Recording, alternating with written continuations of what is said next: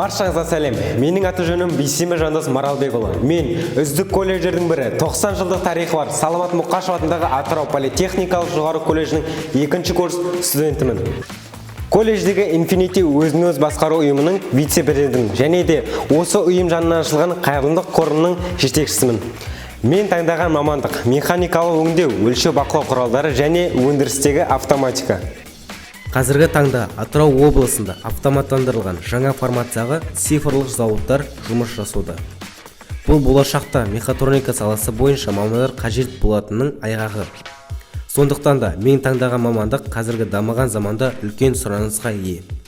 Өз мамандығымның хас шебері болу үшін колледжде барлық жағдай жасалған.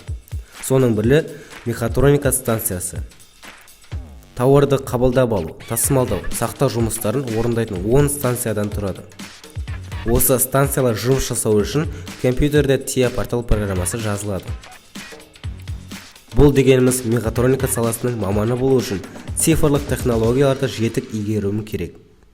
Осындай дағды мен білім жетілген мен үшін болашақ айқын көрінеді. Оқу орнының өркендеуіне, қоғамда белсенді жастардың қалыптасуына өз үлесін қосып жүрген болашақ жас маман. Колледжшілік әртүрлі шараларды ұйымдастыруда, өзінің жалынды жастардан құрылған командамен түрлі идеялар, тың бастамаларды жүзеге асырамын.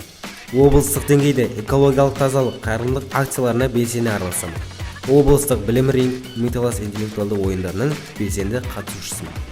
2019 жылы Қазақстан Республикасының 100 үздік студенттер қатарынан колледжімізден 6 студент жеңімпаз болса, 2020 жылда 9 студент үздіктер қатарынан көрінді.